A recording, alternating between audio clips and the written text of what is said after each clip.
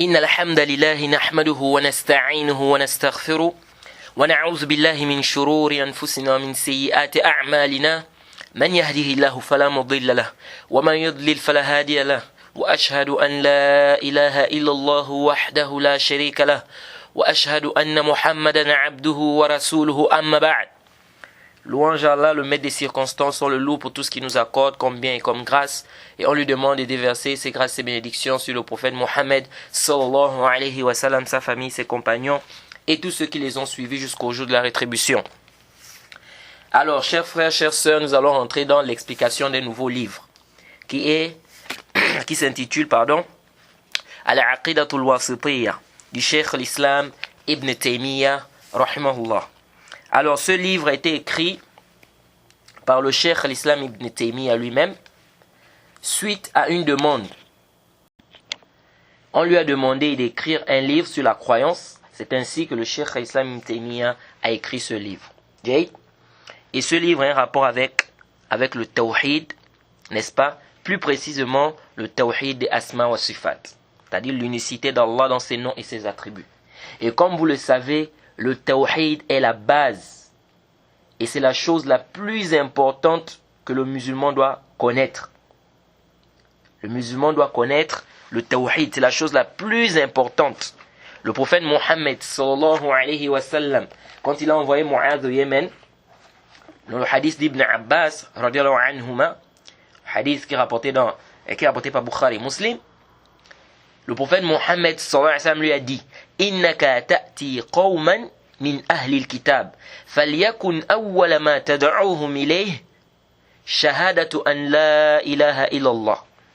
Et dans une version, ila an yuwahhidu Allah, fa inhum ata'uka lidhalik, fa'alimhum anna Allah aftarada alayhim 5 salawat fi kulli yawm wa laylatin.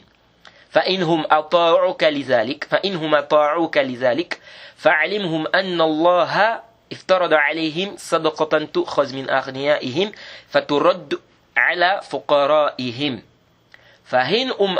فإنهم أطاعوك لذلك فإياك وكرائم أموالهم واتق الدعوة المظلوم فإنه ليس بينها وبين الله حجاب. C'est rapporté par Bukhari et Muslim. Le prophète a dit: Oh Mu'adh, tu vas vers les gens du livre. La première chose que tu dois faire, c'est d'appeler ces gens-là à l'attestation qu'il n'y a aucune divinité vraie qui mérite l'adoration en dehors d'Allah. Et si tu obéisses dans ça, il faut leur dire qu'Allah subhanahu wa ta'ala a légiféré 5 prières sur eux, chaque nuit et chaque jour. Et si tu obéisses dans ça, dis-leur qu'Allah subhanahu wa ta'ala a obligé, dans leur argent, de prendre une sadaqa, n'est-ce pas? On prend ça de leurs riches pour donner à leurs pauvres. Et s'ils t'obéissent dans ça, fais attention à leurs biens et crains la da'wa du mazloum, c'est-à-dire l'invocation de l'opprimé, car il n'y a pas de voile entre elle et Allah subhanahu wa ta'ala. Donc dans ce hadith, c'est un hadith qui est connu. Ce qui nous intéresse dans le hadith, c'est quoi? C'est que le prophète Mohammed lui a dit: tu vas vers les gens du livre, la première chose que tu dois faire, c'est de leur demander d'attester. Donc la première chose, c'est quoi? Le tawhid. La première chose à faire, c'est le tawhid. Le tawhid est la chose la plus importante que le musulman doit connaître. Parce que tu peux maîtriser le fiqh, tu peux maîtriser la jurisprudence islamique. C'est-à-dire, tu vas maîtriser par exemple comment on fait la prière, comment on fait les ablutions, le hajj, tu maîtrises, la zakat, l'héritage, tu maîtrises tout ça. Mais s'il n'y a pas le tawhid, ça ne te servira à rien du tout. Et pour nous montrer l'importance du tawhid, le prophète Mohammed sallallahu alayhi wa sallam, dans le hadith de Anas ibn Malik radiyallahu anhu, hadith rapporté par Tirmizi, authentifié par le Cheikh Al-Albani et beaucoup de savants, Anna Nabiyya sallallahu alayhi wa sallam qala, le prophète Mohammed sallallahu alayhi wa sallam a dit: Qala Allah ta'ala, c'est un hadith qudsi, un hadith divin comme on dit, que le prophète Mohammed sallallahu alayhi wa sallam a dit, Allah subhanahu wa ta'ala a dit: Ya ibn Adam, law ataytani bi qurabil ardi khataya, thumma laqaytani wa lam tushrik bi shay'an, la ataytuka bi qurabiha maghfira. Allah subhanahu wa ta'ala a dit: oh fils d'Adam, si tu me viens avec des péchés qui ont rempli toute la terre, et que je regarde à l'intérieur, il n'y a pas de shirk à l'intérieur, il n'y a pas d'association, je te pardonnerai ces péchés. Regardez les mérites, subhanallah, regardez les mérites du tawhid. Allah subhanahu wa ta'ala dit: si quelqu'un vient avec des péchés qui ont rempli toute la terre, vous imaginez la terre? Quelqu'un fait des péchés qui remplissent toute la terre. Donc le vol, le zina, c'est-à-dire plein de péchés, ça remplit toute la terre.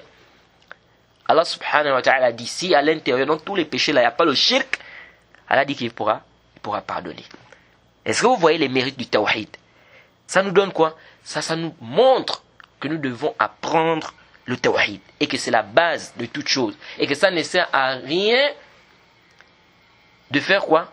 De dire que non, on ne doit pas apprendre le tawhid parce que tout le monde maîtrise le tawhid. Ça, c'est une parole qui est quoi? Qui est nulle. Et vous allez vous rendre compte. Quand on va rentrer en détail dans le livre, vous allez vous rendre compte qu'il y a des gens qui pensent maîtriser le tawhid, mais en réalité, ils ne maîtrisent pas le tawhid. Alors, le livre, ce livre que nous allons traiter, c'est un livre qui a plus attrait à la question des noms et des attributs d'Allah subhanahu wa ta'ala. Même si le cheikh rapporte aussi d'autres, n'est-ce pas, d'autres aspects de la croyance, n'est-ce pas, des gens de la sunna. Et comme vous le savez, les savants ont divisé le tawhid en trois. Tawhid rububiyya, l'unicité d'Allah dans sa seigneurie, qui consiste à reconnaître que c'est Allah subhanahu wa ta'ala qui a créé toutes choses, c'est lui le maître, n'est-ce pas, de toutes choses, il administre toutes choses, et c'est lui qui pourvoit aux besoins des créatures. Ensuite, on a le tawhid al-uluhiyya, l'unicité d'Allah dans son adoration, qui consiste à adorer Allah seul, sans rien lui associer. C'est-à-dire c'est Allah seul que nous devons adorer, sans rien lui associer. Ensuite, nous avons le tawhid des asma wa sifat, c'est-à-dire l'unicité d'Allah dans ses noms et ses attributs, qui consiste à reconnaître les noms et les attributs qu'Allah subhanahu wa ta'ala s'est lui-même donné, n'est-ce pas? Sans faire le tahrif, le ta'til, le tamthil, le takif, on va en parler, on va détailler ça, qu'est-ce que ça veut dire. Alors, comme je vous l'ai dit, le livre est plus centré sur le tawhid des asma wa sifat. Et c'est l'un des chapitres les plus complexes dans le tawhid. Et c'est là où beaucoup de gens se sont égarés. Et c'est là où plusieurs personnes aussi ne font qu'égarer les autres. Les asha'ira, les maturidiyya, les mu'tazila. Donc vraiment, il faut être très attentif à ce que nous allons dire dans ce livre. Le livre est parti comme suite. D'abord, le cheikh va citer plusieurs versets en rapport avec les noms et les attributs d'Allah subhanahu wa ta'ala. Puis, il va citer des hadiths qui ont un rapport avec les noms et les attributs d'Allah subhanahu wa ta'ala. Et il va clôturer le livre avec la croyance au jour de jugement dernier. Et il va aussi faire un bref résumé sur la croyance des gens de la sunna de manière générale.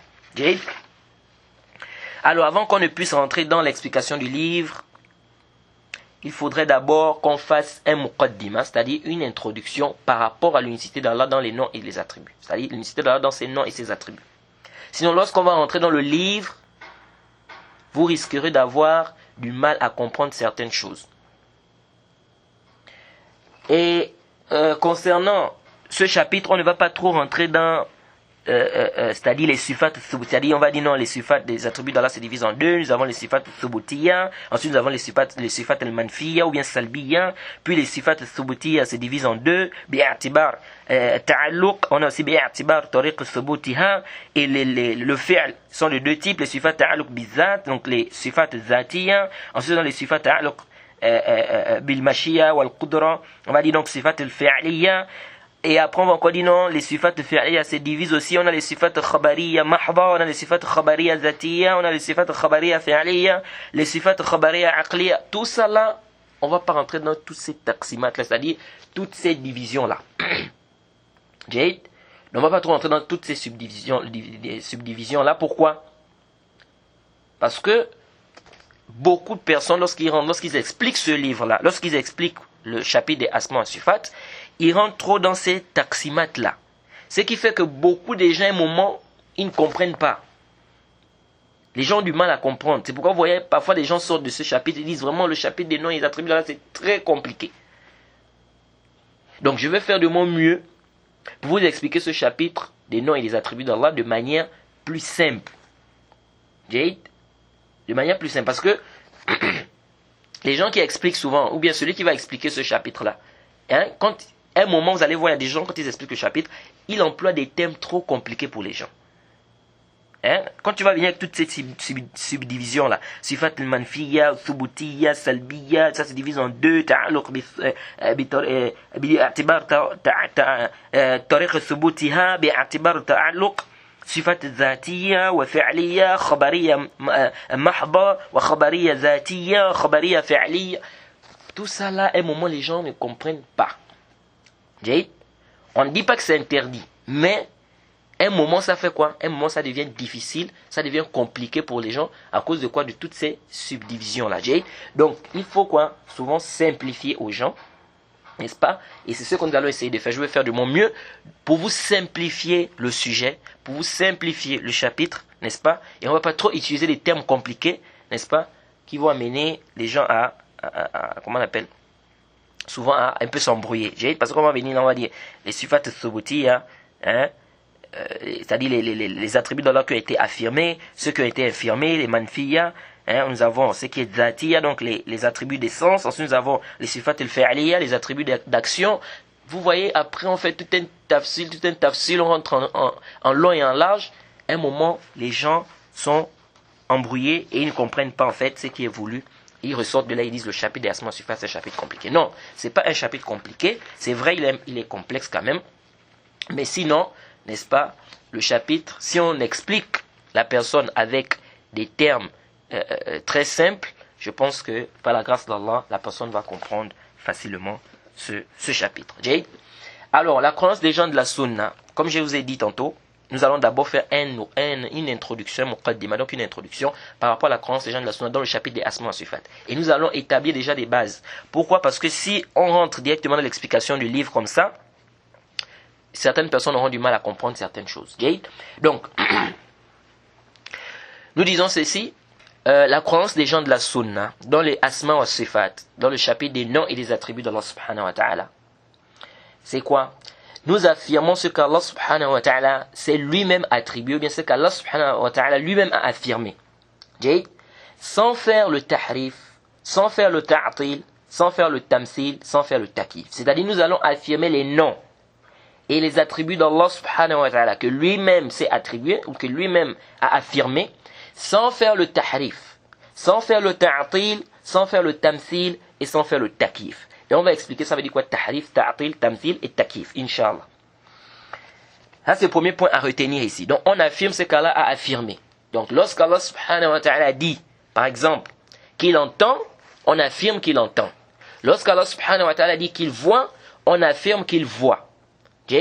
Sans faire le tahrif, le ta'atil, le tamthil et le takif. Qu'est-ce que ça veut dire tahrif, ta'atil, tamthil, takif? On va expliquer ça inshallah. Ça, c'est le premier point à retenir. Donc, suivez attentivement l'introduction que nous sommes en train de faire là, c'est très important. Si vous avez bien compris ça, alhamdulillah. Ça, c'est le premier point. Deuxième point, nous infirmons ce qu'Allah subhanahu wa ta'ala lui-même a infirmé.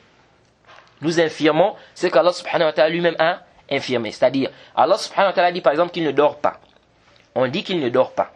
Allah subhanahu wa ta'ala dit qu'il ne somnole pas. On dit qu'il ne somnole pas. Allah subhanahu wa ta'ala dit qu'il ne se fatigue pas, on dit aussi qu'il ne se fatigue pas. Donc on infirme ce qu'Allah a infirmé. Ça c'est le deuxième point à retenir ici. Troisième point à retenir, dans ce chapitre des noms et des attributs d'Allah subhanahu wa ta'ala, nous n'infirmons pas ce qu'il n'a pas infirmé, ni ne l'affirmons. Nous n'infirmons pas ce qu'il n'a pas infirmé, ni ne l'affirmons. Qu'est-ce que ça veut dire? C'est-à-dire, ce qu'Allah subhanahu wa ta'ala n'a pas infirmé, on n'infirme pas cela. Ce qu'Allah subhanahu wa ta'ala aussi n'a pas affirmé, on n'affirme pas aussi. Donc, ni on infirme, ni on affirme. Un exemple.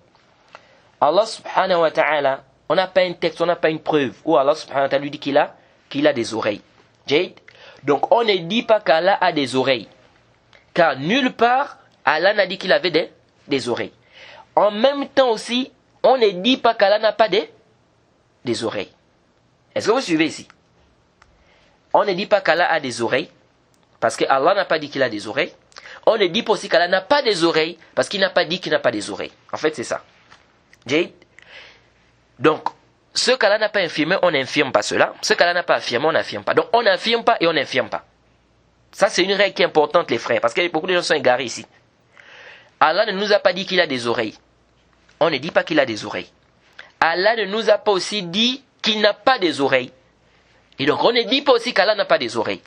Pourquoi? Parce qu'on n'a pas un dalil qui dit qu'il n'a pas des oreilles. On n'a pas aussi un dalil qui dit qu'il a des oreilles. Donc on ne rentre pas dans ça. Jade, on ne parle pas sur Allah sans science. Jade, donc Allah ne nous a pas dit qu'il a des oreilles. Donc on ne peut pas affirmer qu'il a des oreilles parce qu'on n'a pas un dalil. Comme on ne peut pas aussi dire qu'il n'a pas des oreilles. Pourquoi? Parce qu'on n'a pas aussi un dalil qui dit qu'il n'a pas des oreilles.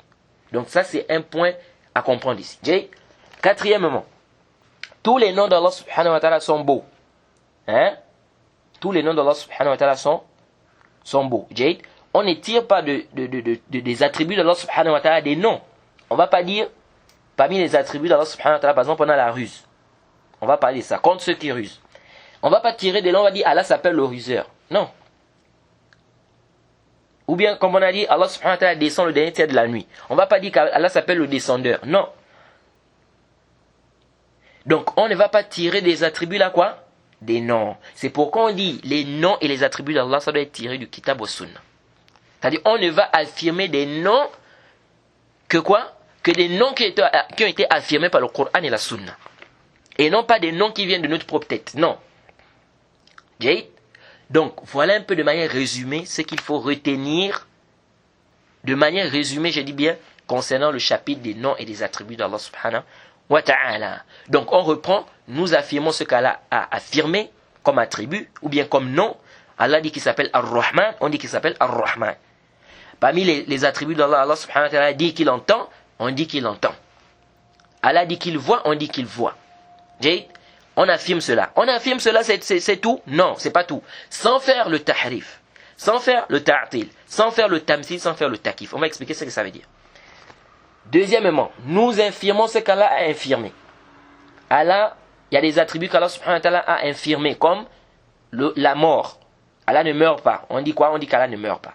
Comme le sommeil, Allah ne somnole pas. On dit qu'Allah ne somnole pas. Jade. Comme la fatigue, Allah ne se fatigue pas, on dit qu'Allah ne se fatigue pas. Jade. Donc on infirme ce que Allah subhanahu wa ta'ala a infirmé. Troisièmement, on n'infirme pas ce qu'Allah n'a pas infirmé et on n'affirme pas ce qu'Allah n'a pas affirmé. Jade. Exemple, Allah n'a pas dit qu'il n'a pas d'oreille, donc on ne dit pas qu'Allah n'a pas d'oreille. Allah n'a pas dit aussi qu'il a des oreilles, on ne dit pas qu'Allah a des oreilles. Donc on n'infirme pas, on n'affirme pas. Jade. Et enfin, quatrièmement, tous les noms d'Allah subhanahu wa ta'ala sont beaux. Jade. Et on ne va pas tirer des attributs, n'est-ce pas, hein, des noms. Jade, on dit les noms, il faut quoi? Il faut un dalil, bil kitab wa sunnah. Sinon, on dit non, on ne peut pas ici attribuer un nom qu'Allah subhanahu wa ta'ala ne sait pas attribuer. Jade. Alors, on a dit sans faire le tahrif. C'est quoi le tahrif? Le tahrif, c'est le fait de changer les sens respectifs des noms et des attributs d'Allah subhanahu wa ta'ala. Jade. Là, on parle de quoi? De tahrif. Jade. Et cela peut se faire par les termes, comme ça peut se faire par le sens. Jade. Qu'est-ce que ça veut dire? Allah subhanahu wa ta'ala dit dans le Coran qu'il a deux mains. Allah subhanahu wa ta'ala dit dans le Coran qu'il a deux mains. Et on va parler de ça, Inch'Allah, quand on va venir dans l'explication du livre. Allah dit qu'il a deux mains. Lorsque quelqu'un vient et dit non, ici ça ne veut pas dire les mains. Ici ça veut dire la force, le pouvoir, la puissance. Qu'est-ce qu'il a fait ici? Il a changé le sens. Jade, il a changé le sens. Allah subhanahu wa ta'ala dit qu'il a deux mains. Toi tu viens te dire non, les mains ici, le sens qui est voulu c'est pas les mains, mais le sens, tout le monde connaît le sens. Qu'est-ce que ça veut dire main? Il te dit non, mais le sens qui est voulu c'est pas les mains. Le sens qui est voulu c'est la force et la puissance. Ici il a changé, il est tombé dans le tahrif. Donc, quand on dit que les gens de la Sunna, on affirme ce qu'Allah a affirmé sans faire le tahrif, donc sans changer déjà le sens. Donc, quand Allah dit qu'il a deux mains, nous disons qu'Allah a deux mains. On ne dit pas non, les mains d'Allah, c'est pas les mains. Ici, ça veut dire le pouvoir ou la puissance. Sinon, on est tombé dans le tahrif. Bien évidemment, je ne vais pas entrer dans les tahrif, l'uratan ou istilahan, les tafassul, beaucoup de détails. Non. Mon but ici, c'est de vous faire comprendre de manière résumée, n'est-ce pas, qu'est-ce qu'il faut retenir ici et de vous faire comprendre ce chapitre-là de la manière la plus simple. Donc le tahrif ici c'est quoi? C'est le fait de modifier, de changer les sens respectifs des noms et des attributs d'Allah subhanahu wa ta'ala. Et comme on a dit, le tahrif peut se faire de deux manières. Soit on va changer le sens, on va garder le terme, soit on va changer le terme. Et à force, c'est-à-dire le plus souvent lorsqu'on change le terme, le sens aussi change. Donc le tahrif peut se faire de deux manières. Donc soit il va garder le terme. Allah a dit qu'il a deux mains. Il dit oui, Allah a dit deux mains. Mais il te dit deux mains ici, c'est pas ça le sens qui est voulu. Ce qui est voulu, c'est la force, le pouvoir ou la puissance. Donc ici, il a fait quoi? Ici, il a changé le sens, mais il a gardé le terme. Ou bien, on peut faire le tahrif aussi en changeant le terme. Comme Allah subhanahu wa ta'ala dit istawa. Il s'est élevé. Parce que istawa, ça veut dire qu'il s'est élevé. C'est pas il s'est établi, comme on traduit beaucoup là. Il s'est établi, on ne sait même pas ce qu'il veut dire par il s'est établi. Non. Istawa, c'est-à-dire il s'est élevé sur son trône. Il vient, il te dit non, c'est pas istawa, c'est pas istawa. Le sens, ce qui est ici, normalement c'est istaoula. Donc il s'est emparé de son trône. Donc c'est pas istawa, mais c'est istaoula. Ici il a changé quoi? Ici il a changé le terme. Donc au lieu de istawa, lui il a mis istaoula. Donc à force, quand il change le terme, ça va aussi changer le sens. Donc le tahrif peut se faire de deux manières. Soit par le sens, soit par des termes. C'est comme on a dit, wa kallama Allahu Musa. Lui vient te dire wa kallama Allah. Donc non, il change la voyelle. Au lieu de wa kallama Allahu, c'est-à-dire Allah subhanahu wa ta'ala a parlé à Musa, wa kallama Allahu Musa. Lui vient te dire wa kallama Allah Musa. Donc c'est Musa qui a parlé à Allah. Donc là il a changé quoi la voyelle. Donc ici on dit le tahrif peut se faire de deux manières. Soit c'est le sens seulement, donc il garde le terme, mais il change le sens. Ou soit c'est les termes. Il change les termes. Et bien évidemment, quand il change les termes, le sens aussi va être changé. Donc ici, on a ce qu'on appelle le tahrif. Donc le tahrif, on dit quoi? On ne fait pas le tahrif. Les gens de la sunna, nous affirmons ce qu'Allah subhanahu wa ta'ala s'est affirmé comme nom et attribut, sans faire le tahrif. Donc sans changer le sens, ou changer les termes. Ensuite, nous avons le ta'atil. Le ta'atil, c'est le fait d'annuler les attributs d'Allah subhanahu wa ta'ala. De dire par exemple qu'Allah n'a pas des yeux, qu'Allah n'a pas de main, qu'Allah n'a pas des yeux, n'a pas de main, ou bien de dire par exemple qu'Allah subhanahu wa ta'ala il est omniscient sans science, omniscient sans science, audient sans ouïe. Ça c'est quoi? Tu es en train d'infirmer, tu es en train d'annuler les attributs d'Allah subhanahu wa ta'ala. Donc venir dire ici qu'Allah subhanahu wa ta'ala, comme j'avais écouté quelqu'un une fois, il avait dit Allah voit sans yeux, il saisit sans main. Ah, j'ai dit mais lui là il a eu tout ça, il vient avec ça, ça sort d'où ça? Est-ce que vous voyez? Et ça c'est quoi? Ce sont les Mu'tazila. Les Mu'tazila ils font ça. Ils font quoi? Ils annulent les attributs d'Allah subhanahu wa ta'ala. Alors ils vont te dire quoi? Ils vont te dire qu'Allah, ici, on ne peut pas dire les yeux. Allah n'a pas des yeux. Allah n'a pas de main. Et certaines personnes, vous allez voir, ils vont dire, mais vous parlez de ces sectes-là, on ne les voit pas. Ils sont là, ces sectes-là. Ça, c'est le djal. Ils sont bien présents, ces sectes-là. Les Mu'tazila, les Asha'ira. Peut-être vous n'allez pas trouver des gens qui vont vous dire, je suis Mu'tazili. Asha'ira, ça c'est clair. Hein. Vous trouvez plein qui vous disent clairement, je suis Ash'ari. Mu'tazila, peut-être vous n'allez pas trouver qui va vous dire que je suis Mu'tazili. Mais la croyance des Mu'tazila, beaucoup de gens ont ça. Donc, c'est des sectes qui sont là. Il ne faut pas se dire que non, ils ne sont plus là, machin. Ils sont bien là. Alors, les Asha'ira, les Mu'tazila, ce sont des sectes, et peut-être au cours du Sharh aussi, on va détailler, n'est-ce pas, au fur et à mesure, ces sectes-là, n'est-ce pas, quelles sont ces sectes-là, qu'est-ce qu'ils ont comme croyance.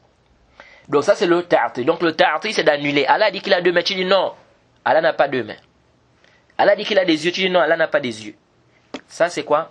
Ça c'est le ta'atil. Donc tu annules les attributs d'Allah subhanahu wa ta'ala. Donc les gens de la sunna ne font pas le tahrif, donc ils ne changent pas les sens respectifs, que ce soit le changement au niveau des termes ou le changement au niveau du sens. Deuxièmement, ils ne font pas le ta'atil. Les gens de la sunna ne font pas le ta'atil. C'est-à-dire, ils n'annulent pas les attributs d'Allah subhanahu wa ta'ala ou les noms d'Allah. On ne dit pas quoi? Qu'Allah n'a pas de main, on ne dit pas que Allah n'a pas des yeux. Non, on dit qu'Allah a des mains. Allah a deux mains. Allah a des yeux. Comme on va voir, on va détailler. Allah a deux yeux aussi. On va détailler ça, Inch'Allah. Troisièmement, on ne doit pas faire le tamthil. Le tamthil, c'est-à-dire ce qu'ils traduisent, ils disent l'anthropomorphisme. C'est-à-dire, c'est le fait de faire ressembler Allah à ses créatures. Faire ressembler Allah à ses créatures. Et ça, c'est du kufr. C'est de la mécréance, c'est du kufr. Hein? Et vous allez voir que beaucoup de chrétiens sont dans ça. Beaucoup de chrétiens sont dans ça. C'est pourquoi vous allez voir dans certains livres, hein, les témoins de Jéhovah ou bien d'autres sectes, parmi les sectes chrétiennes, vous allez voir dans certains livres, ils dessinent quelqu'un avec un vu avec une barbe blanche. Hein, ils mettent la terre, c'est-à-dire ils mettent la planète ou bien la terre, et ils mettent le viol au-dessus de la terre, avec un bois sur une chaise assis, ils disent que c'est Dieu. Bon, selon eux, ils disent quoi? Comme eux-mêmes ils disent quoi? Dieu. Déjà, ils ont donné à Allah subhanahu wa ta'ala ce nom, on ne sait pas où ils ont eu ça, Dieu. Bon, on se demande, qui leur a dit qu'Allah subhanahu wa ta'ala est comme ça? Ça c'est du kufr, sarih, au bawah, clair. Alors qu'Allah subhanahu wa ta'ala dit, Laysa kamithlihi shay wa huwa as-sami'ul basir. Rien ne lui ressemble, il est le Dieu le clairvoyant. Rien ne lui ressemble. Allah ne ressemble pas à ses créatures. Comment on peut dessiner Allah subhanahu wa ta'ala comme un être humain avec une barbe blanche et tout et on dit que c'est Allah? Et les petits enfants, vous voyez les enfants, quand ils voient ça, ça rentre dans, on inculque ça aux enfants. Quand ils grandissent maintenant dans la tête, ils s'imaginent qu'Allah subhanahu wa ta'ala est comme ça. Donc, faire ressembler Allah à ses créatures, c'est du kufr. Allah ne ressemble en rien à ses créatures. Et c'est pourquoi ils vont t'amener, ces chrétiens-là, ils vont te dire, non mais pourquoi on dit ça? C'est parce que dans la Bible, Allah subhanahu wa ta'ala a dit, selon eux, Allah a créé Adam à son image. Allah a créé l'homme à son image, pardon. Allah a créé l'homme à son image. Donc à son image, ça veut dire quoi? Ça veut dire que Allah a des mains comme nous, Allah a un visage comme nous, Allah a ceci comme nous. Tout ça c'est que Kalam Bab, c'est vrai. On a un hadith qui vient dans Bukhari Muslim, hadith d'Abu Huraira, où le prophète Mohammed sallallahu alayhi wa sallam dit, Inna Allah khalaqa Adam ala suratihi. Allah subhanahu wa ta'ala a créé Adam ala suratihi. Allah subhanahu wa ta'ala a créé Adam à son image. Mais qu'est-ce que ça veut dire à son image? Ça aussi, les savants de la Sunna ont débattu sur qu'est-ce que ça veut dire à son image. Et je crois qu'on avait détaillé cela dans le charh de Barbahari. Malheureusement, le charh n'a pas été bien enregistré. Mais, Inch'Allah, peut-être à une autre occasion, on reviendra sur ce hadith en détail. On va parler au niveau de sa chaîne de transmission et au niveau de la compréhension de ce hadith. Mais aucun savant de la Sunna, concernant ce hadith de Bukhari qui dit qu'Allah a créé Adam à son image, aucun savant de la Sunna ne dit quand on dit qu'Allah a créé Adam à son image, ça veut dire quoi? Ça veut dire qu'Allah subhanahu wa ta'ala a des mains comme les mains des créatures. Qu'Allah subhanahu wa ta'ala a un visage comme le visage des créatures. Aucun savant de la Sunna ne dit une telle parole. Parce que dire ça, c'est du kufr. Dire que les attributs d'Allah sont comme les attributs des créatures, c'est du kufr. Parce qu'Allah subhanahu wa ta'ala, c'est de la mécréance. Car Allah subhanahu wa ta'ala dit clairement dans le Coran, rien ne lui ressemble. Donc ici, les gens de la Sunna, nous affirmons qu'Allah subhanahu wa ta'ala a deux mains. Parce que lui-même, il a dit cela, sans faire le tamsil. Le tamsil, c'est-à-dire l'anthropomorphisme, c'est-à-dire sans faire ressembler les attributs d'Allah aux attributs des créatures. Les attributs d'Allah n'ont rien à voir avec les attributs des créatures. Et ça, c'est plus que clair. Les gens se sont égarés ici dans ce chapitre, les gens des sectes. Pourquoi? Parce qu'ils ont voulu fuir l'anthropomorphisme là. Ils se sont dit, si on attribue à Allah la main, si on dit qu'Allah a deux mains, si on dit qu'Allah a deux yeux, si on dit qu'Allah a un visage, ça veut dire quoi? Ça veut dire que c'est comme pour les créatures. Et donc, on ne peut pas attribuer ça à Allah. Et donc, on dit quoi? On dit que les mains, c'est pas les mains ici. Les mains, c'est qui évolue, c'est la force, le pouvoir, la puissance. Les yeux ici, c'est la protection. Eh bien, c'est la vue, bien c'est la connaissance. Ce ne sont pas les yeux ici. Tout ça, c'est kalamun batil. Nous disons ça, c'est kalamun batil. Pourquoi? Parce que nous disons la similitude au niveau de l'appellation n'implique pas la similitude au niveau de la manière. La similitude au niveau de l'appellation n'implique pas la similitude au niveau de quoi? De la manière. Ça, c'est très important de comprendre ça. Pourquoi? Nous disons ceci. Allah subhanahu wa ta'ala dit Laysa kamithlihi shay wa huwa as-sami'ul basir. Rien ne lui ressemble, il est l'audient, le clairvoyant. Allah subhanahu wa ta'ala dit rien ne lui ressemble, il est l'audient, le clairvoyant. Il est l'audient, le clairvoyant, c'est-à-dire il entend et il voit. Est-ce que la créature n'entend pas et ne voit pas? La créature entend et voit. Mais est-ce que lui d'Allah subhanahu wa ta'ala est comme lui des créatures? Est-ce que la vue d'Allah subhanahu wa ta'ala est comme la vue des créatures? On dit non. Pourquoi? Parce qu'elle a dit rien ne lui ressemble dans le verset. Donc on affirme les attributs d'Allah sans faire une similitude au niveau de quoi? De la manière avec les attributs des créatures. Et on dit la similitude, si quelqu'un vient nous dire, il dit comment ça vous avez dit Allah a des mains. Les êtres humains ont des mains. Si vous dites main, on dit main. Si vous dites main, ça veut dire que ça ressemble aux mains des créatures. On dit c'est faux, c'est batil. Pourquoi c'est batil? Parce que la similitude au niveau de l'appellation n'implique pas la similitude au niveau de la manière. Je vous donne un exemple qui est très simple. Aujourd'hui, on dit, dans le langage courant, on dit quoi? On dit les pattes de poule. N'est-ce pas? Vous entendez ça? Hein? Les pattes de poule. Vous entendez si on dit les pattes de chien? Ou bien, on dit les pattes de poule, on dit les pattes de chien. Jade. On dit patte, patte. C'est une similitude au niveau de l'appellation, oui ou non? C'est une similitude au niveau de l'appellation. Jade. Maintenant, quand on regarde, les pattes de poule, hein, sont-elles semblables aux pattes du chien, du chien?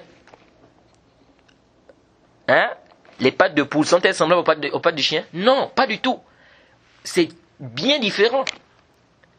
C'est bien différent. Mais pourtant, on appelle ça patte. Donc, c'est pas parce qu'on appelle ça patte que nécessairement, comme on appelle ça patte, ça la patte aussi, ça veut dire que c'est pareil. Non. La similitude au niveau de l'appellation n'implique pas la similitude au niveau de la manière. Jade, ça c'est très important de comprendre cela. C'est très important de comprendre cela, les frères. Jade. Donc, ici on dit, Walillahi al-mathalul a'la, nous disons ceci. C'est pas parce qu'on a dit qu'Allah a des mains et qu'on sait que les créatures aussi ont des mains que ça veut dire que les mains des créatures sont comme les mains d'Allah. Non. Pourquoi? Parce que la similitude au niveau de l'appellation n'implique pas la similitude au niveau de la manière. Si déjà entre nous les créatures, c'est différent. On dit patte, patte c'est différent. On dit les pieds de l'être humain. Est-ce qu'on a les mêmes pieds? Quand on regarde les créatures, non. On parle des yeux. On va dire les yeux de l'être humain. On va dire les yeux de l'oiseau. On va dire les yeux du lion. Est-ce que les yeux de l'être humain sont comme les yeux de l'oiseau? Ou est-ce que les yeux de l'oiseau sont comme les yeux du lion? C'est différent, mais on appelle tout ça yeux. Donc, la similitude au niveau de l'appellation n'implique pas la similitude au niveau de la manière. Ça c'est entre nous-mêmes les créatures. Si déjà entre nous-mêmes les créatures, c'est différent. Que Dieu dit créateur et dit ses créatures. Walillahi al-masalul a'la. Il a les qualificatifs les plus suprêmes. Allah subhanahu wa ta'ala. Donc ici on dit, les gens de la sunna, la croyance, les gens de la sunna, c'est qu'on affirme les noms et les attributs d'Allah sans faire le tahrif. On a déjà expliqué c'est quoi, c'est-à-dire sans changer les sens respectifs, soit au niveau des termes, parce qu'on peut changer. Le tahrif peut se faire au niveau des termes, comme il peut se faire au niveau des sens. Jade, sans faire le ta'til, donc sans annuler. Donc Allah subhanahu wa ta'ala, quand il dit qu'il a deux mains, on ne doit pas dire non, Allah n'a pas deux mains. Sans faire le tamthil. L'anthropomorphisme, c'est-à-dire faire ressembler les attributs des créatures aux attributs d'Allah subhanahu wa ta'ala. Donc de dire par exemple qu'Allah, quand il a dit deux mains, ça veut dire deux mains comme pour les créatures. Sans faire le takif. Le takif, c'est-à-dire décrire comment sont les attributs d'Allah subhanahu wa ta'ala. Donc on affirme qu'Allah a deux mains. On ne doit pas dire que la main d'Allah, on ne doit pas dire la main d'Allah est comme ça.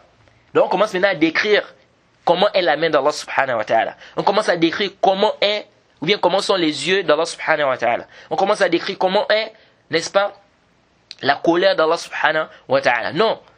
Ici on dit quoi? On dit on ne rentre pas dans le kaif. On affirme les attributs là. Allah subhanahu wa ta'ala, parmi les attributs d'Allah, c'est qu'Allah se met en colère. Jade. Mais est-ce que la colère d'Allah est comme la colère des créatures? On dit non. Pourquoi? Parce qu'il a dit rien ne lui ressemble. Jade.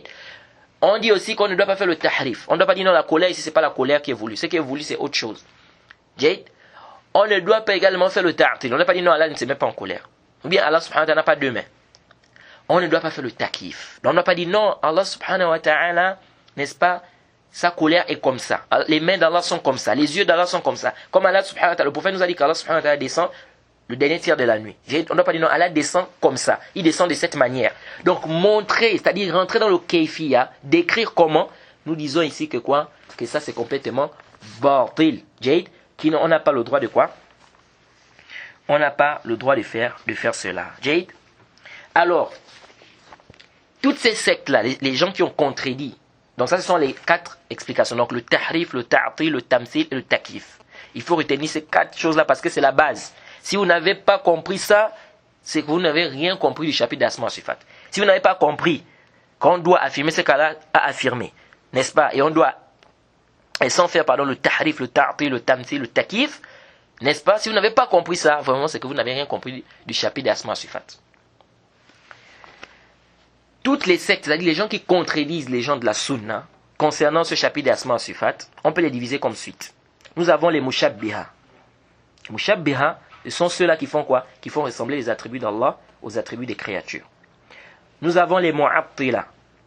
Les mu'attila, ce sont ceux qui annulent les attributs d'Allah. Donc ils disent quoi? Ils disent Allah n'a pas de main, Allah n'a pas des yeux, etc. Jade. Ensuite, nous avons les mu'awwila. Les mu'awwila, ce sont ceux-là qui font quoi? Les mu'awwila sont ceux qui déforment les sens. Ils font le ta'wil. Et ils vont te dire, non, la main ici, c'est pas la main. Ce qui est voulu ici, c'est le pouvoir. Les yeux ici, ce qui est voulu, c'est la protection, c'est la science, ou bien c'est la connaissance. Okay? Ceux-là, ils sont quoi? Ça, c'est les mots awila. Ils font quoi? Ils détournent les sens. Et ils détournent les attributs d'Allah de leurs sens respectifs. Ensuite, nous avons ce qu'on appelle les mufawwida. Okay? Les mufawwida. Les mufawwida, ce sont ceux qui disent on ne connaît pas les sens des noms et des attributs d'Allah subhanahu wa ta'ala. Donc ils vont te dire quoi? Quand on dit par exemple Allah a deux mains, ils disent on ne sait pas ce que ça veut dire la main. On ne sait pas ce que ça veut dire les yeux. Mais ça c'est quel manhaj ça? Kalamun batil. Ils disent quoi? On ne sait pas ce que ça veut dire les mains, on ne sait pas ce que ça veut dire les yeux.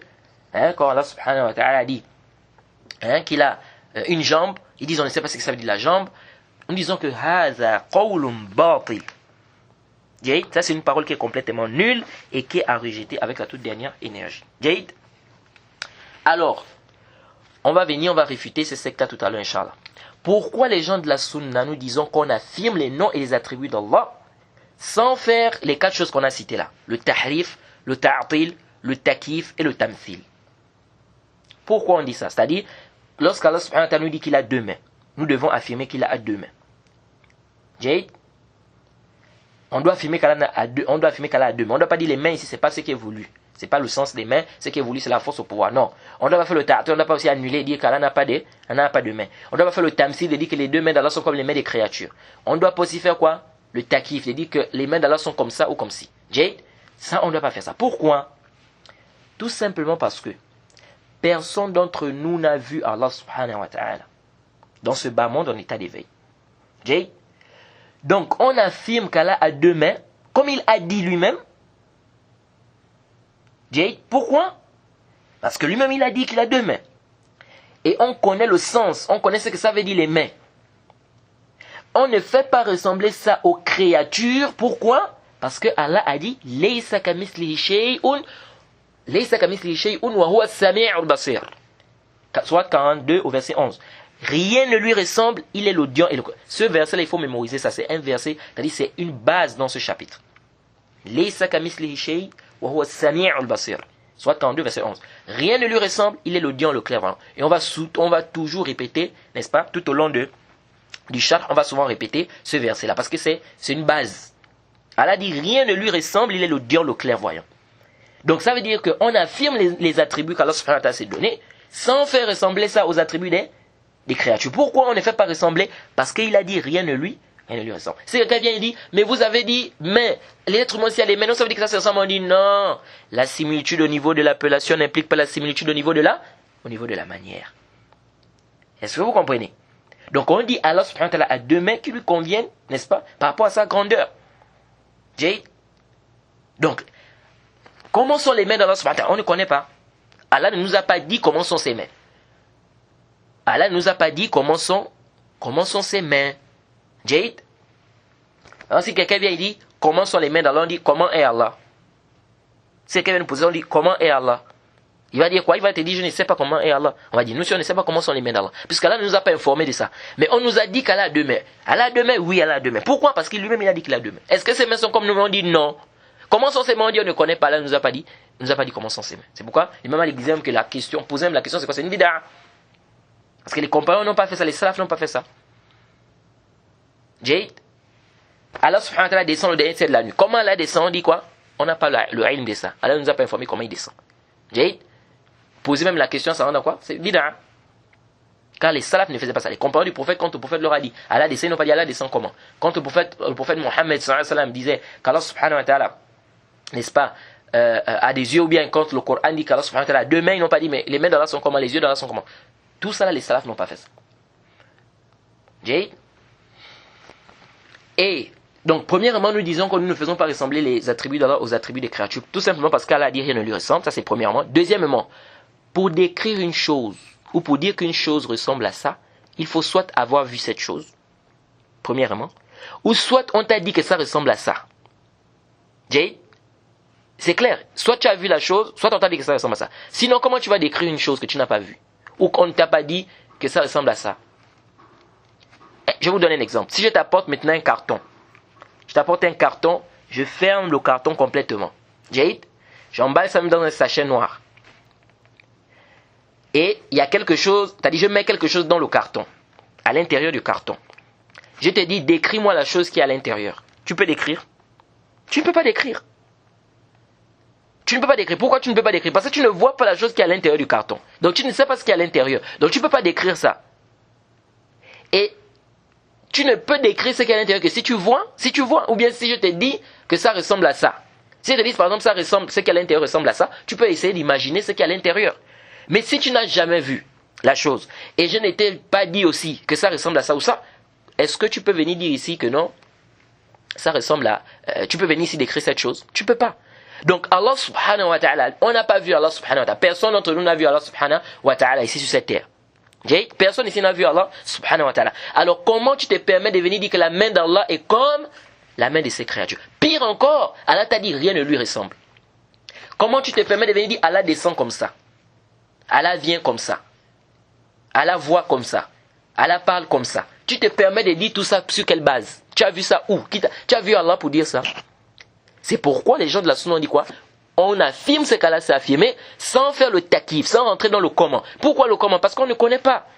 Et Allah nous a interdit de parler sur lui sans science. Donc on n'a jamais vu Allah subhanahu wa ta'ala. Donc ici on ne peut pas quoi? On ne peut pas venir décrire quelque chose qu'on n'a pas vu. On ne peut pas dire la main d'Allah est comme ça. Les yeux d'Allah sont comme ça. On dit kalamun batil. Maintenant si quelqu'un vient dire mais puisqu'on a dit les yeux, l'être humain aussi a des yeux. Donc ici on va dire que ça veut dire qu'on peut déjà imaginer comment sont les yeux d'Allah. On dit batil. Pourquoi c'est batil? Parce qu'Allah a dit rien ne lui ressemble. Rien ne lui ressemble. Donc les attributs d'Allah ne ressemblent en rien aux attributs des créatures. C'est plus que clair et c'est simple à comprendre. Donc on n'a pas besoin de quoi? De beaucoup philosopher ici. Et pourquoi les gens des sectes se sont égarés ici, dans ce chapitre? C'est très simple.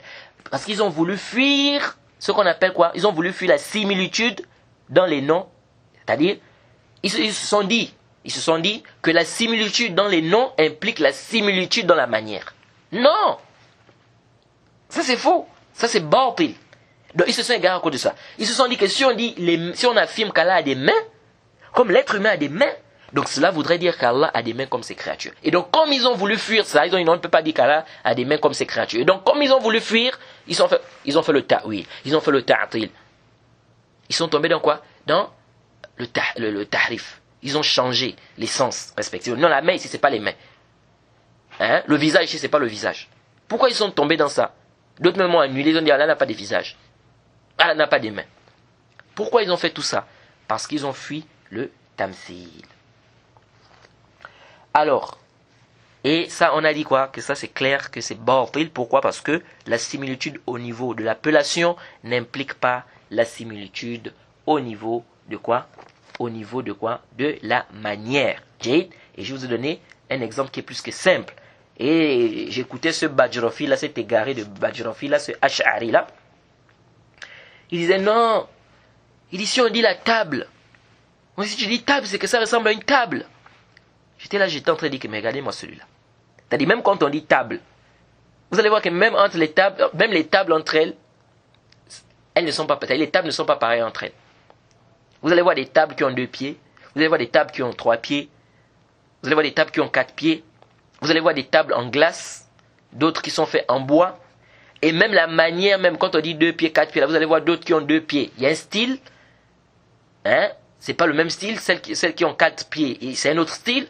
C'est-à-dire même quand on dit table, c'est-à-dire quand on regarde entre les tables, c'est pas pareil. Mais on appelle ça table. Mais est-ce que c'est pareil? Non. Donc venez, c'est-à-dire il apporte des exemples qui sont complètement batil. Et ça c'est un vrai dol mobile, ce Bajrofil, Mohamed Bajrofil. Donc ici on dit la similitude au niveau de l'appellation n'implique pas la similitude au niveau de quoi? Au niveau de la manière, parce que c'est là où ils se sont égarés. Alors, ceux qui sont beaucoup répandus dans la communauté, vous avez les gens de quoi? Les gens de ta'wil, les mu'awwila et les mufawwida. Ils sont remplis afsadul bilad wal ibad. Ils ont gaspillé beaucoup de musulmans Wallahu bihi alim. Allah seul sait le nombre. Et ils sont très dangereux, surtout les Asha'ira, les Ahbash, très dangereux. Et ils sont en train de prendre de l'ampleur en ce moment dans beaucoup de pays. Surtout en France, les Ahbash sont en train de prendre de l'ampleur. Ils sont très dangereux, je vous assure. Afsadul bilad wal ibad. Et ils ne font que gaspiller les jeunes. Gaspiller les jeunes avec des conceptions, c'est-à-dire batila. Et vous allez voir parmi les ahbash, il y en a qui font le takfir des gens de la sunna. Ils font le takfir des gens de la sunna. Celui qui dit qu'Allah a des mains, c'est un kafir. Regardez-moi le dolal. Dolal al-mubin. Et parmi eux, il y a des artistes même. Et ils véhiculent dans leurs chansons, dans leur musique, des paroles, des choses c'est-à-dire de déviation. Le dolal. Et vous voyez des jeunes musulmans qui sont en train d'écouter ça et tout. J'ai même appris que celui-là, ce rappeur-là, comment il s'appelle, Kerry James, j'aurais même appris que il fait partie de cette secte-là des Ahbash. Et vous allez voir des jeunes musulmans qui sont là. Déjà, la musique, c'est haram. La yajouz, muharram. Mais tu le vois, il est encore en train de gaspiller sa croyance en écoutant des gens comme ça. C'est des gens qui sont quoi dans le dolal,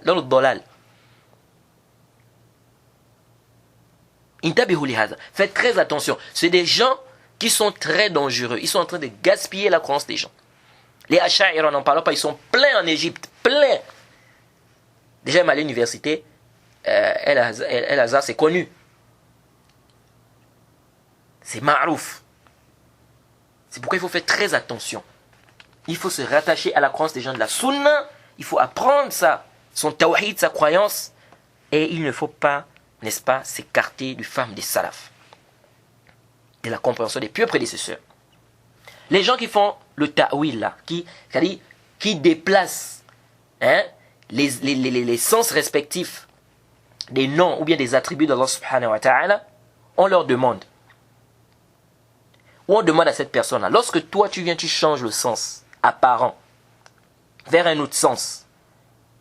Ce sens-là, le prophète savait ça?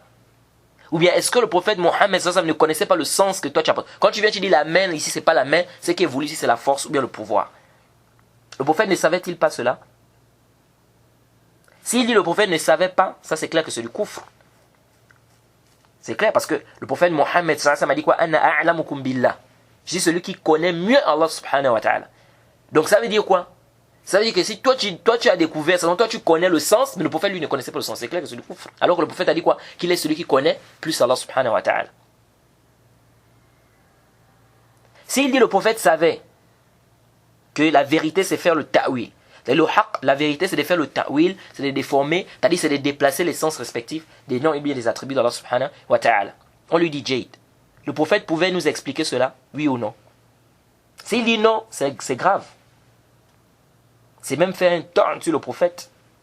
Donc il sera obligé de dire, le prophète pouvait nous expliquer cela. Jade. Pourquoi? Parce que le prophète Mohammed, on lui a, comme c'est venu dans le hadith, on lui a donné le summum de l'éloquence. Donc le prophète pouvait très bien nous expliquer cela. Nous disons, le prophète Mohammed, il aimait la communauté. Il voulait que les gens soient guidés, oui ou non? Il va nous dire oui. Disons alors, comment avec tout ça, le prophète Mohammed n'a pas dit qu'on doit comprendre ces textes-là de la manière, c'est-à-dire la manière dont vous comprenez. C'est-à-dire pourquoi avec tout ça, le prophète Mohammed nous laisse. Il meurt, sachant très bien qu'il a transmis toute la religion. Sans nous dire qu'on ne doit pas comprendre ces textes-là de manière apparente.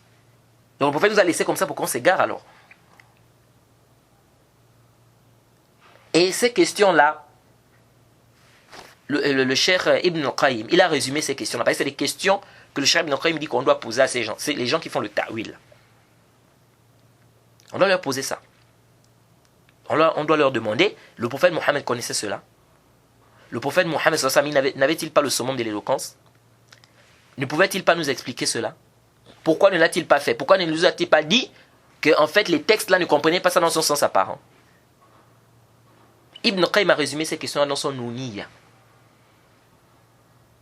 Il a résumé ça dans quoi? Dans son Nouniya. Parce qu'en fait, c'est un débat qu'il y a eu entre Abdullah ibn Taymiyyah Abdullah ibn Taymiyyah, qui est le frère du Cheikh l'Islam ibn Taymiyyah, avec les Jahmiyyah. Et il a rappelé ça, Ibn Qayyim a rappelé ça il a résumé ça dans le Sawa'iq al-Mursala. Et il a résumé ça dans le Nouniyya. Il y a eu un débat entre Abdullah ibn Taymiyyah et Al-Jahmiyyah, et il leur a posé ces questions-là. C'est pourquoi Ibn Qayyim dit quoi?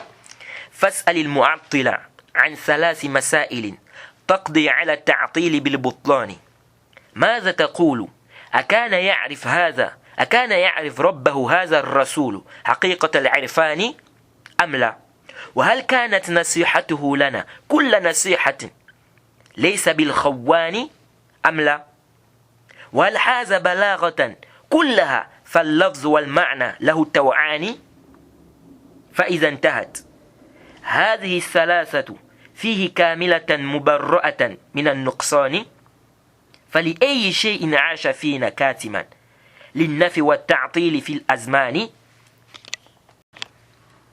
بل مفصحا بالضد منه حقيقة الإفصاح موضحة بكل بيان، ولأي شيء لم يصرح بالذي صرحتم بربنا الرحمن، أليعجزه عن ذاك أم تقصيره في النصح أم لخفاء هذا الشان، حاشاه بل ذا وصفكم يا أمة التعطيل لا مبعوث بالقرآن. Ça c'est le cher Ibn Qayyim, n'est-ce pas, qui a amené ça dans son Nouniyya. Jade, pour résumer en fait quoi? Pour résumer en fait les questions qu'on a eu à ramener ici, qu'on doit poser à ces gens-là. فاسأل المعطل عن ثلاث مسائل تقضي على التعطيل بالبطلان. C'est clair. Il est de poser des questions à ceux-là, les mu'attil, à ceux qui annulent les attributs d'Allah. 3 questions seulement. Qui va annuler leur madhab, leur ta'til. ماذا تقول؟ أكان يعرف ربه هذا الرسول حقيقة العرفان أم لا؟ وهل كانت نصيحته لنا كل نصيحة ليس بالخوان أم لا؟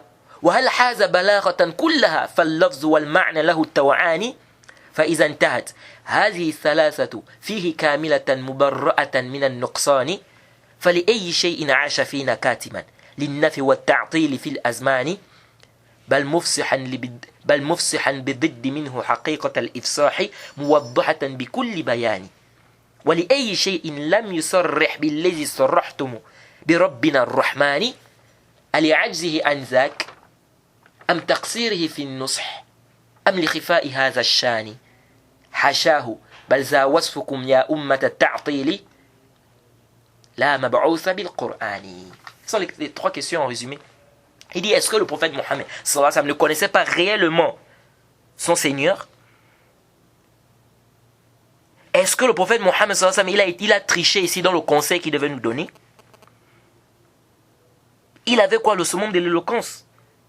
Donc pourquoi est-ce que le prophète Mohammed sallallahu alayhi wa sallam ne nous a pas expliqué cela?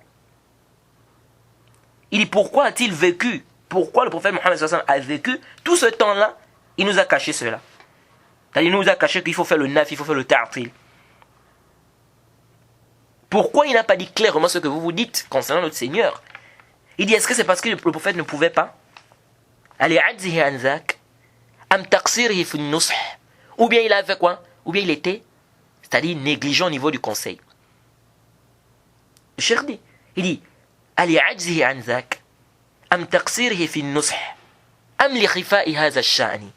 ou bien le prophète ne connaissait pas. Il dit, est-ce que c'est parce qu'il était incapable de nous expliquer cela? Ou bien parce qu'il a été négligent au niveau du conseil? Ou bien il ne connaissait pas cela? Il dit, hashahu balza wasfukum ya ummat at-ta'til la mab'utha bil Qur'an. Ça c'est faux. Donc, on ne peut pas venir dire ici que le prophète était négligent au niveau du conseil, ou bien que le prophète Mohammed sallallahu alayhi wa sallam il était incapable de nous expliquer cela, sachant très bien qu'il avait le summum de l'éloquence, ou que le prophète ne connaissait pas tout cela. Donc, le prophète Mohammed sallallahu alayhi wa sallam connaissait très bien. Il connaissait très bien que, ici, là, qu'on a dit mais, ça ne veut pas dire mais.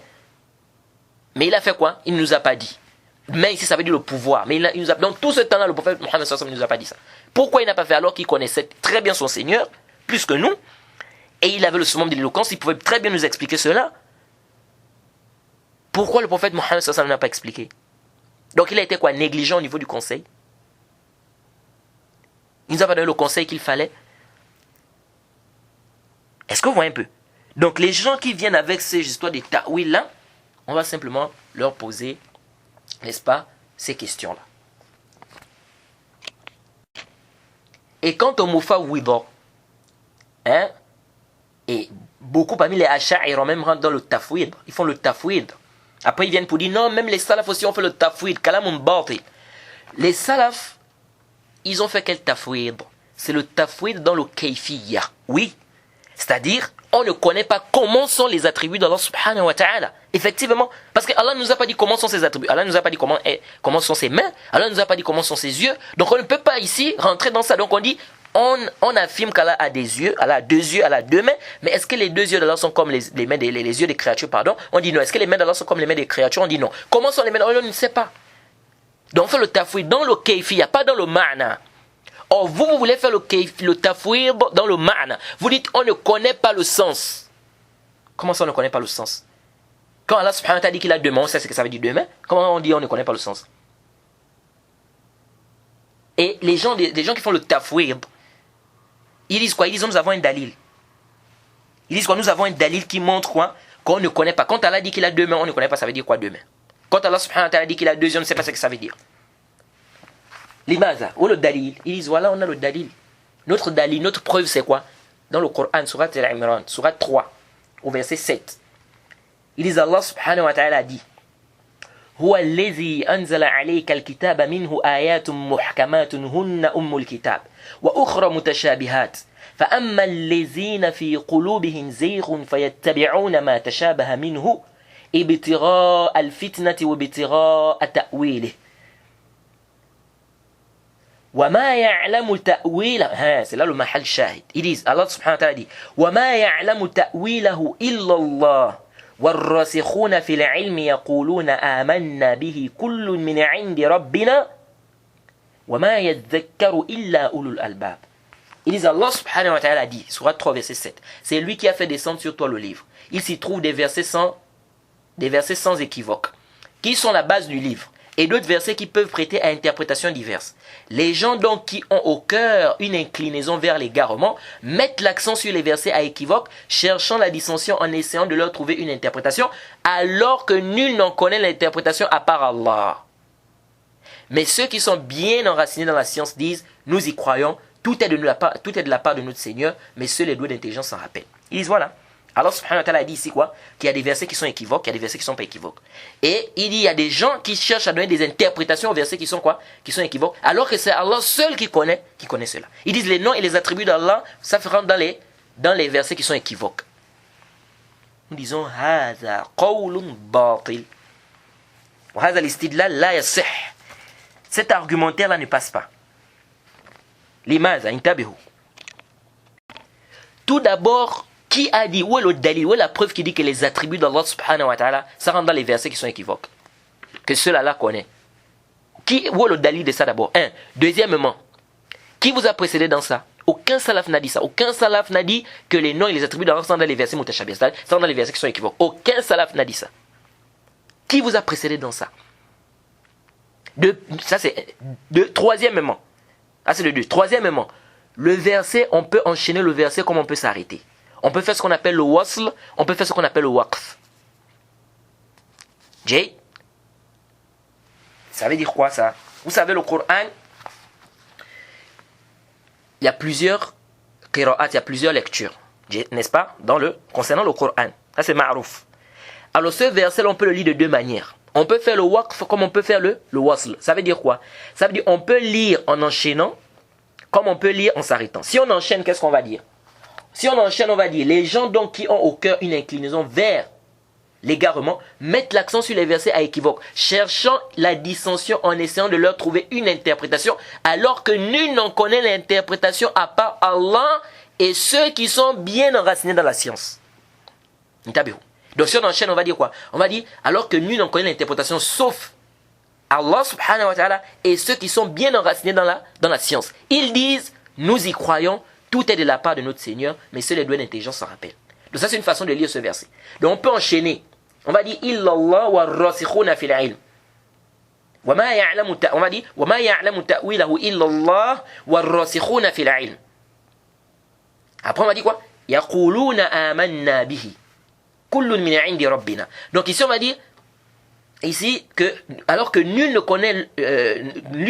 connaît l'interprétation à part Allah et ceux qui sont bien enracinés dans la science. Donc c'est Allah subhanahu wa ta'ala qui connaît l'interprétation et également les gens des sciences. Okay? Et ensuite on continue en disant et ils disent nous y croyons, tout est de la part de notre Seigneur. Donc soit on lit ça de cette manière, soit on lit ça de la première manière quand on a, comme on a cité le verset. Soit on lit de la deuxième manière comme je viens de lire là, ou de la première manière dont j'ai cité. Donc si c'est la deuxième manière comme j'ai dit là, il n'y a pas de problème. Que Allah subhanahu wa ta'ala, nul ne connaît l'interprétation si ce n'est Allah et les hommes de science, donc les savants. Ça, il n'y a pas de problème. Maintenant si on lit ça comme, c'est-à-dire de la première façon avec le waqf, ici là quand Allah subhanahu wa ta'ala, nul n'en connaît l'interprétation sauf Allah, qu'est-ce que ça veut dire? Les savants ont expliqué. Ils ont dit ici que ici c'est dans les haqa'iq ashia. C'est-à-dire ce sont les réalités des choses telles que quoi? Des exemples comme par exemple l'au-delà. L'enfer par exemple. On nous a expliqué, on nous a dit qu'il y a l'enfer, etc. On croit à tout cela. Mais est-ce qu'une personne peut maîtriser la réalité de l'enfer?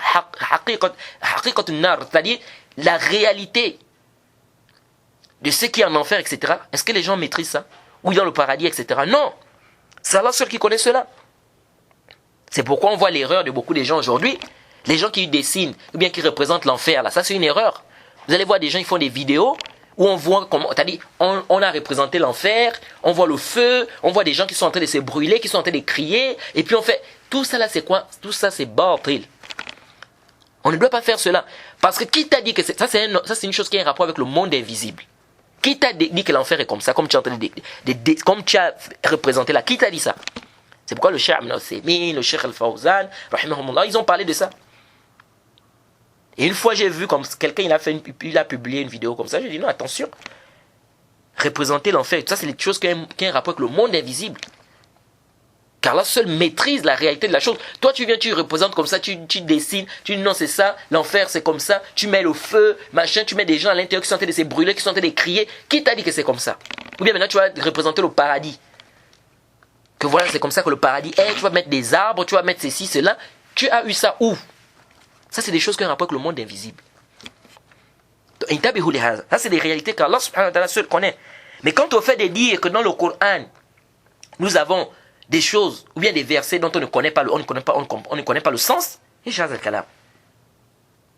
le Coran est descendu pour qu'on médite. Comment peut-on méditer à une chose, c'est-à-dire parmi les buts, c'est qu'on doit méditer. Allah, combien de versets Allah subhanahu wa ta'ala dit dans le Coran que ne médite-t-il pas sur le Coran? Plein de versets. Alors, comment on va méditer sur une chose qu'on ne comprend pas? On ne connaît pas. Ça veut dire qu'Allah subhanahu wa ta'ala nous a parlé dans le Coran avec un langage que personne ne comprend. Et ça c'est complètement batil. Ça c'est complètement batil. Allah subhanahu wa ta'ala nous a parlé dans le Coran, n'est-ce pas, avec un langage qu'on comprend. C'est une langue, comme Allah subhanahu wa ta'ala dit dans le Coran, une langue arabe claire. Donc on comprend, il n'y a rien dans le Coran qu'on va dire qu'on ne comprend pas, c'est-à-dire le sens. On ne connaît pas c'est quoi le sens. Que personne ne connaît le sens. Et ils viennent, parmi les arguments qu'ils avancent, regardez, hein. Là vous voyez que le al-amr khatir jiddan, que c'est très dangereux, il faut faire très attention, c'est pourquoi on doit apprendre notre croyance. Ils te disent quoi? Ils te disent, intabihu. Ils te disent, comment vous voulez dire que dans le Coran, c'est-à-dire, ce qui est dans le Coran, on connaît les sens. On connaît ce que ça veut dire dans la langue arabe, on comprend les sens de ça. Qu'il n'y a pas dans le Coran des choses dont on ne comprend pas le sens. Donc on ne connaît pas le sens. Ils disent, nous avons un dalil. Vous ne pouvez pas nous dire ça, nous avons les huruf muqatta'a. Nous avons les huruf muqatta'a. Alif, lam, mim, yasin, taha, hamim. Ces lettres-là, qui peut venir nous dire ici, ça veut dire quoi ici? Alif, lam, mim, yasin, taha. Et je rappelle que taha, tout ça c'est pas les noms du prophète Mohammed sallallahu alayhi wa sallam, contrairement à ce que certaines personnes pensent. Il y a des gens qui pensent que ça c'est les noms du prophète. Il va te dire, prie sur une taha. Oh, prie sur taha, j'ai pris sur taha comment? Taha c'est qui? Oh, Taha c'est le prophète Mohammed sallallahu alayhi wa sallam. Qui t'a dit que Taha c'est le prophète? Ça c'est pas le nom du prophète Mohammed sallallahu alayhi wa sallam. Donc Taha c'est pas le nom du prophète. Il y a des gens qui sont là qui pensent que non, Taha c'est le nom du prophète. Non. Donc ici là, Ils vont te dire quoi? On a dit Alif Lam Mim, Yasin, Taha, Hamim, Kaf, Ha, Ya, Ain, Sod. Ils disent ça, ce sont des... Qui peut nous donner la définition? Qu'est-ce que ça veut dire les lettres? Personne ne peut nous dire ce que ça veut dire. Alif Lam Mim, ça veut dire quoi? Yasin, ça veut dire quoi? Taha, ça veut dire quoi? Kaf, Ha, Ya, Ain, Sod. Ça veut dire quoi? Ils disent on ne connaît pas. Donc ça prouve que dans le Coran, il y a des choses dont on ne connaît pas le sens. Jade, nous disons هذا الاستدلال باطل. Batil. Ça c'est c'est-à-dire un argumentaire qui est complètement nul. Lèche. Pourquoi? C'est clair. La réfutation à cela est très facile. Nous disons ce sont des lettres. Ça là, Alif Lam Mim, Yasin, Taha, Hamim, ou bien Kaf, Ha, Ya, Ain, Sod. Ça, ce sont des lettres. Depuis quand on demande à quelqu'un de connaître le sens de la lettre? Vous avez vu ça où? On ne demande à aucune personne sur la terre de connaître le sens d'une lettre. C'est la lettre. C'est-à-dire, les lettres là sont faites pourquoi? Pour former des mots. Jade? Donc, c'est-à-dire des mots qui auront un sens, qu'on va comprendre, etc. Mais la lettre en elle-même, on ne demande pas à quelqu'un de connaître le sens d'une lettre. Si quelqu'un vient nous dire qu'est-ce que ça veut dire Alif Lam Mim, on lui demande qu'est-ce que ça veut dire Batasa Jim. Oui, qu'est-ce que ça veut dire Batasa Jim? Est-ce que vous suivez un peu? Ce sont des lettres. Qu'est-ce que, c'est-à-dire, on ne demande pas, c'est-à-dire on ne demande à aucune personne sur cette terre de connaître le sens d'une lettre. Donnez le sens de Batasa. Si vous nous dites Alif Lam Mim, ça veut dire quoi? Kaf, Ha, Ya, Ain, Sod, ça veut dire quoi? On dit, ok, donne aussi Abatasa, ça veut dire quoi? Et pour ceux qui sont francophones, c'est comme si quelqu'un te demandait de donner la définition de A, B, C. Il te dit A veut dire quoi? B veut dire quoi? C veut dire quoi? D veut dire quoi? Mais A veut dire quoi? B, C veut dire... Ce sont des lettres. A, B, C, D, E, F, G, H, I, J, K, N, M. Ça, ce sont des lettres. Ce sont des lettres avec lesquelles on va former des mots. Qui auront quoi? Un sens. Maintenant, A, quel est le sens des A? On ne demande à personne de connaître le sens des A. On ne demande à personne. C'est-à-dire, si tu viens me demander à quelqu'un c'est quoi B, quel est le sens des B? Mais il va te dire, il va dire, mais tu as un problème? Tu veux qu'il te donne le sens des B comment? C'est une lettre B. C'est une lettre B. C'est ça quel sens? Tu veux le sens de ça? C'est-à-dire, qu'est-ce que tu veux connaître? C'est-à-dire, quand on te dit B, tu veux connaître quoi? C'est-à-dire, tu veux savoir que B veut dire quoi? Et ça, ce sont des lettres. Donc, Alif Lam Mim, c'est une lettre. Alif Lam Mim. On a Alif qui est une lettre, on a Mim qui est une lettre. Alif Lam Mim qui est on a Alif qui est une lettre, qui est Lam qui est une lettre, et Mim qui est une lettre. Kaf, Ha, Ya, Ain, Sod. Ce sont des lettres. Yasin, ce sont des lettres. Taha, ce sont des lettres. Qu'est-ce que, c'est-à-dire, vous voulez c'est-à-dire, quel est le sens que tu veux ici? Et de surcroît, c'est-à-dire, votre argumentaire pouvait passer si on lisait ça en tant que mot. Mais on ne lit pas ça en tant que mot, on lit ça en tant que lettre. On ne va pas dire par exemple Kaheas. C'est pas comme ça qu'on lit ça. On ne dit pas Kaheas. Non, on dit Kaf, Ha, Ya, Ain, Sod, Alif Lam Mim. Donc on lit ça en tant que lettre. C'est pas en tant que mot. Taha.